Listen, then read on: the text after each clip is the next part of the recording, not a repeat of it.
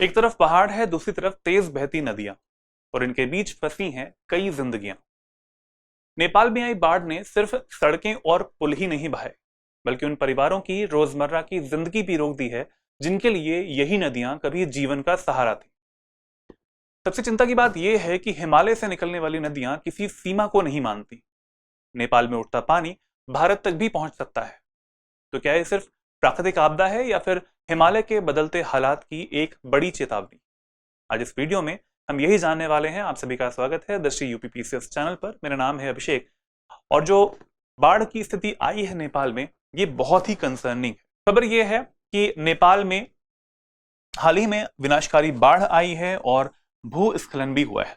यानी डिजास्टर्स का जो एक लेवल है वो काफी ज्यादा है। बहुत सारी डाइवर्सिफाइड तरीके से हम ये कह सकते हैं कि जो आपदाएं हैं वो नेपाल को प्रभावित कर रही हैं, बड़े पैमाने पर तबाही मचा रही हैं। इस आपदा में कई लोगों की जान भी गई है, बड़ी संख्या में लोग लापता भी हुए हैं। जान जाने का जो सिलसिला है वो अभी भी जारी है, संख्या बढ़ भी रही है और बहुत सारे ऐसे लोग हैं जो कि लापता हैं। न ही सिर्फ नेपाल के बल्कि भारत के और अन्य देशों के जितने भी पर्यटक वहां गए हुए थे वो भी अभी तक कांटेक्ट में नहीं आ पाए।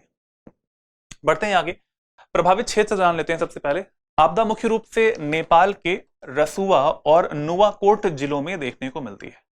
अब जरा मैप में थोड़ा सा जान लेते हैं एक एक करके कि भाई कहां पे ये लोकेशन आती है। आप देखेंगे सबसे पहली चीज यहां पर कि जो लाइकली एवलांच साइट है, एवलांच मतलब अगर हम बात करें हिमस्खलन की बात करते हैं तो हिमस्खलन जी की जो कंडीशन है वो यहाँ पर ऊपर जो हायर टेरेन है वहां पर हुआ है।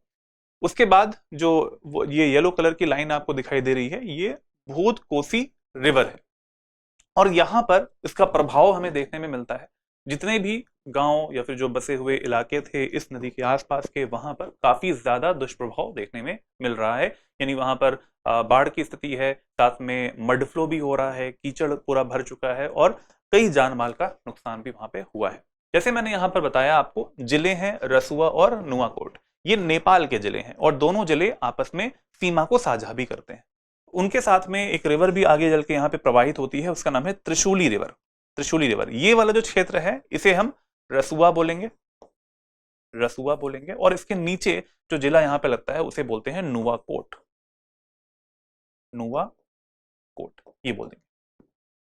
नेपाल चीन तिब्बत सीमा के पास में ये वाला क्षेत्र है। तो आप यहाँ पे देखेंगे कि ये नेपाल की बाउंड्री, ये बॉर्डर है, इस तरीके से ऐसे आ रही है और ऊपर वाला जो देश है वो चीन देश है, जो कि जिसका क्षेत्र जो है वो तिब्बत का क्षेत्र है। प्रभावित नदियों में भूतकोशी और त्रिशूली जो नदी प्रणालियां हैं वो भी काफी महत्वपूर्ण है और इसी में सबसे ज्यादा इंपैक्ट भी देखने में मिल रहा है। इनके बारे में भी जानेंगे, लेकिन सबसे पहले जैसे मैंने बताया जिलों के बारे में जान लेते हैं। तो जो जिला सबसे ज्यादा प्रभावित हुआ है वो है रसुआ जिला। जैसे मैंने बताया रसुआ जिला ये वाला है, इसके नीचे जो सटा हुआ जिला है वो हमारा नुवाकोट यहाँ पर जिला मिलता है। अब नदी जान लेते हैं कि कौन सी है और कहां से ये जो आपदा है वो बढ़ना स्टार्ट हुई है। सबसे पहली चीज, ग्लेशियल कोलैप्स इस जगह पे हमें देखने में मिलता है। यानी जो एवलांच है, हम ये कह सकते हैं कि हिमस्खलन देखने में यहां पे मिल जाता है। एक पॉइंट यहां पर मिलता है जो कि तिब्बत वाला, जो कि चीन का पार्ट है, तिब्बत और नेपाल के बीच में एक लैंड पोर्ट है, उसका नाम है गिरोंग पोर्ट।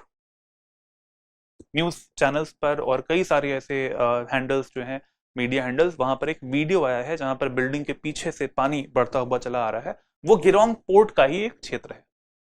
ये नदी आगे बढ़ती है और ये नदी जो है, इसी नदी को हम लोग कह देते हैं भूत कोसी रिवर। यहाँ पे लिखा भी हुआ है भूत कोसी रिवर। गिरोंग पोर्ट के आगे बढ़ती है भूत कोसी रिवर, उसके आगे जाके त्रिशूली रिवर की जो यहाँ पर पार्ट है वो भी आगे बन जाता है। आगे बढ़ते हैं, यहाँ पर जानते हैं कि भूत कोसी नदी क्या है। इसका सोर्स कहाँ पे है? इसका सोर्स मिलता है तिब्बत में। तो तिब्बत के झांगजांगबो ग्लेशियर जो है वहां से निकलती है भूत कोसी और चीन में इसे पोइकू या फिर बोकू के नाम से भी जाना जाता है। ये चीज एग्जाम के लिए भी इंपॉर्टेंट अब हो जाती है क्योंकि यहाँ पर अब जो आपदा है वो आ चुकी है और आपदा प्रबंधन वाला जो एक सब्जेक्ट होता है मेंस के लिए, वो भी इंपॉर्टेंट है अभी आपके लिए। इसके अलावा यह मेगा सप्तकोसी या फिर कोशी नदी बेसिन का एक हिस्सा भी है। नाम में आप देख पा रहे हैं कोशी लिखा भी हुआ है। कोशी नदी जो कि भारत में जब इंटर करती है बिहार में तो उसे बिहार का शोक भी बोला जाता है। तो एक तरीके से बहुत सारी कई सारी धाराएं हैं कोसी रिवर की, और वो जब आपस में टोटल जो पानी भारत में प्रवेश कर रहा होता है तो वो बाढ़ की स्थिति ले आता है। इसी वजह से इसे बिहार का शोक भी बोला जाता है। अब जरा जानते हैं कि जितनी भी धाराएं हैं कोशी वाली वो किस किस तरीके से अरेंज्ड हैं और नेपाल और भारत के बीच में वो किस प्रकार से देखने में मिलती है। मैप के माध्यम से देखते हैं। तो देखिए यहां पर भूत कोसी की एक धारा यहां पर दिखाई दे रही है। इसके अलावा इंद्रावती रिवर की एक धारा इधर से आ रही है। अरुण कोसी इधर से आते हुए ऐसे दिखाई दे रही है। दूध कोसी आती है। तमा कोसी भी लिखा हुआ है, माउंट एवरेस्ट के पास से दूध कोसी निकलती है। लिखू खोला यहाँ पे आती है और तमूर रिवर भी यहाँ पे आती है। इन सारी नदियों का जो एक समागम होता है, सारी नदियों का पानी आपस में मिलता है तो वो बन के कोसी रिवर के फॉर्म में बिहार में एंटर करता है। और हमें पता है कि अपने साथ में बहुत सारा सेडिमेंटेशन यानी जो गाद होती है, सिल्ट होता है, वो भी यहाँ पर लेके आती है। और कोसी रिवर गंगा रिवर से जाके लेफ्ट साइड से कटिहार कुर्सेला में जाके मिल जाती है। तो ये समझ गए आप लोग कि जो भूत कोसी है, भूत कोशी लिखा हुआ है, वो कहाँ से आ रही है, वो नेपाल की तरफ से आ रही है। वहां पे पानी को इंडिया की तरफ भेजने का काम कर रही है।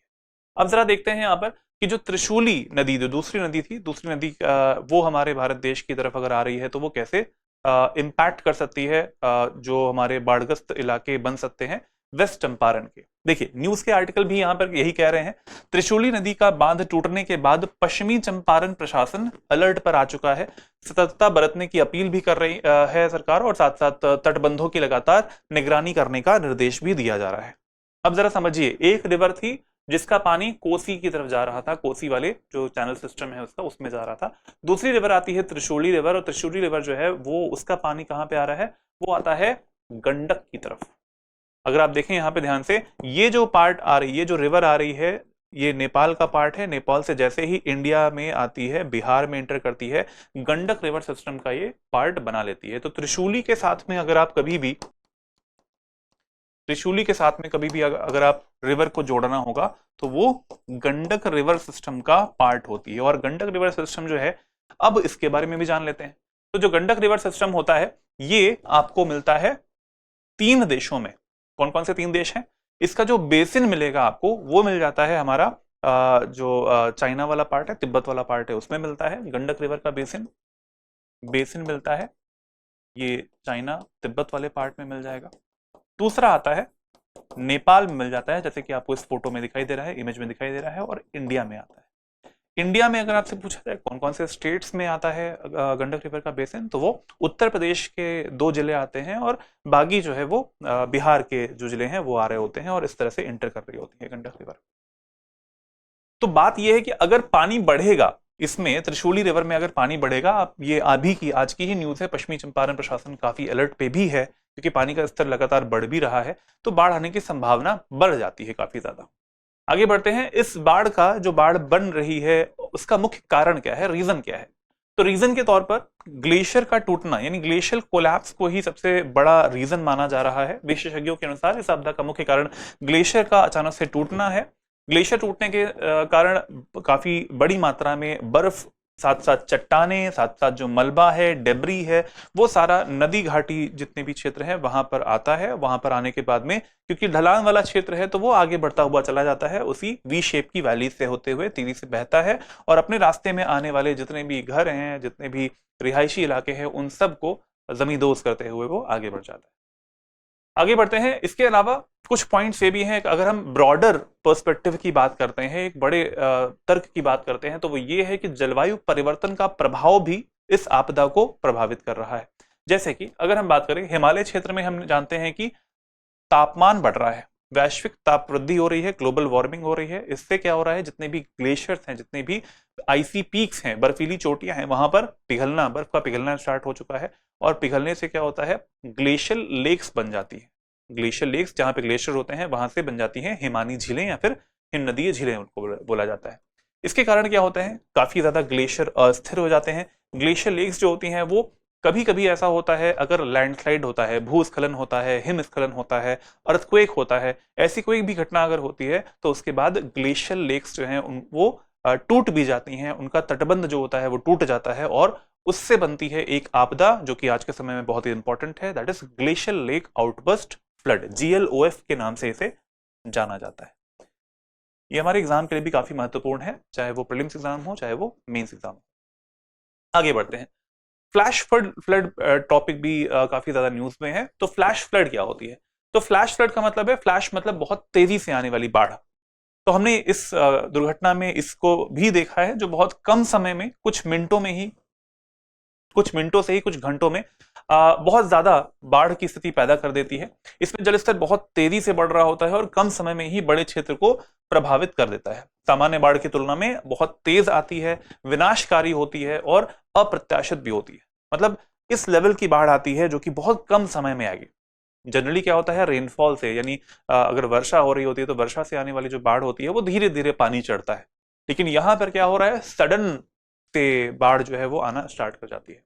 अब फ्लैश फ्लड के मुख्य कारण क्या है? जैसे कि मैंने बताया आपको, एक्सट्रीम रेनफॉल भी यहाँ पर, बादल फटना ये भी एक रीजन हो सकता है, अचानक से बहुत तेजी से बारिश हो जाए ये भी एक रीजन हो सकता है। इसके अलावा ग्लेशियर लेक आउटबर्स्ट फ्लड, ये भी बाढ़ का खतरा जो है बना सकती है निचले इलाकों में, पहाड़ी जो ढलानें होती है वहां पर। और साथ साथ अगर हम डैम की बात करें, डैम फेलियर की बात कर लेते हैं, जहां पर मानवीय हस्तक्षेप जो है वो भी एक जिम्मेदार कारण बन सकता है, और वाटर स्ट्रक्चर जितने बनाए जाते हैं तो वो भी अगर टूट जाते हैं तो उससे भी ये जो फ्लैश फ्लड है वो आ सकती है। ये एक डायग्राम है जो कि आपको ग्लेशियर लेक आउटबर्स्ट फ्लड की इमेज के तौर पर दिखा रहा है। ये ग्लेशियर लेक है, यहाँ पर ग्लेशियर आ रहा है, हिमनद आ रहा है, और ग्लेशियर के मुहाने पर ग्लेशियर लेक बनी हुई है, हिमानी झील बनी है।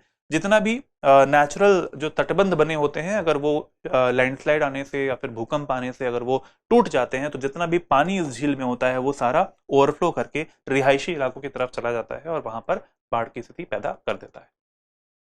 चलिए, आज का अभ्यास प्रश्न भी इसी टॉपिक से जुड़ा हुआ है, GLOF। आज हमने न्यूज देखी, ये काफी चिंता दायी एक न्यूज थी, जहां पर हमने इस आपदा के बारे में देखा। क्वेश्चन आपके सामने है, इसका आंसर आपको देना है कमेंट बॉक्स में। कौन सी घटना किसी हिमनद झील में GLOF को ट्रिगर कर सकती है?